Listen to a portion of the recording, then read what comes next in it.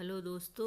वैसे तो महाभारत में कई घटनाएं हैं, लेकिन जिस घटना का जिक्र हम आज करने जा रहे हैं वह घटना आप सबने सुनी होगी और पढ़ी भी होगी। तो आज की घटना है द्रौपदी चिरहरण। महाभारत ऐसा महाकाव्य है जिसमें कई छोटी बड़ी शिक्षाप्रद घटनाओं का जिक्र है। द्रौपदी चिरहरण भी भारत की ऐसी ही घटना है। द्रौपदी पांचाल देश की राजकुमारी थी और उनका विवाह अर्जुन से हुआ था। अर्जुन ने द्रौपदी के स्वयंवर में मछली की आंख में निशाना साधकर उससे विवाह किया था, लेकिन माता कुंती के अनजाने में दिए गए एक आदेश से द्रौपदी पांडवों यानी पांचों भाइयों की पत्नी बन गईं। एक बार की बात है जब पांचों भाइयों में सबसे बड़े युधिष्ठिर इंद्रप्रस्थ नगर पर राज कर रहे थे। उस समय हस्तिनापुर का राजकुमार दुर्योधन था और पांचों पांडव उसके चचेरे भाई थे। दुर्योधन कौरवों में सबसे बड़ा था और अपने चचेरे भाइयों यानी पांडवों से जलता था।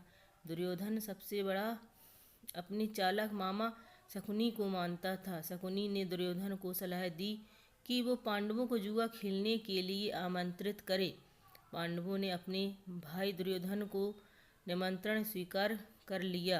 उस सभा में भरत वंश के शासक धृतराष्ट्र, भीष्म पितामह, द्रोणाचार्य और महात्मा विदुर जैसे न जाने कितने महान लोग भी उपस्थित थे।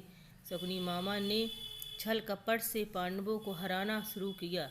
इस खेल में पांडव अपना राज हार गए। धर्मराज युधिष्ठिर ने स्वयं और अपने चारों भाइयों को भी दांव पर लगाया और हार गए। अंत में जब दांव पर लगाने के लिए उनके पास कुछ नहीं बचा तो उन्होंने अपनी पत्नी द्रौपदी को दांव पर लगा दिया। दुर्योधन तो जैसे इसी पल का इंतजार कर रहा था। शकुनी मामा की मदद से उसने जुए में द्रौपदी को भी जीत लिया। द्रौपदी को जीतने के बाद दुर्योधन ने अपने भाई दुशासन को आदेश दिया कि वो द्रौपदी को भरी सभा में बाल पकड़कर और घसीटते हुए लेकर आए। भाई से आज्ञा मिलते ही दुशासन द्रौपदी के कक्ष में गया और उसे सभा में चलने को कहा। रानी द्रौपदी बहुत ही स्वभावनी और पवित्रता स्त्री थी, इसलिए उन्होंने दुशासन के साथ चलने से मना कर दिया। दुशासन ने गुस्से में आकर द्रौपदी के बाल पकड़ लिए और उसे खींचते हुए भरी सभा में लाकर खड़ा कर दिया।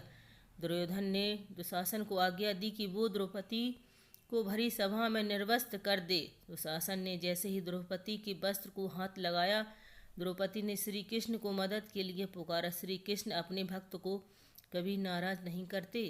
कृष्ण ने जब द्रौपदी की करुण पुकार सुनी तो उन्होंने द्रौपदी की साड़ी को बढ़ाना शुरू कर दिया। दुशासन द्रौपदी का चीर खींचता रहा, लेकिन वो जितना खींचता वस्त्र उतना ही बढ़ता जाता। अंत में दुशासन थककर हार गया, किंतु द्रौपदी का वस्त्र हरण नहीं कर सका। ऐसा कहा जाता है कि महाभारत युद्ध के पीछे सबसे बड़ा कारण द्रौपदी चिरहरण ही था।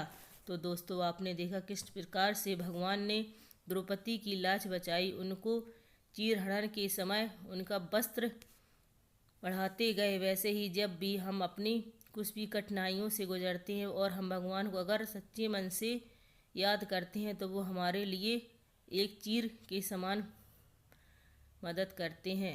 राधे राधे।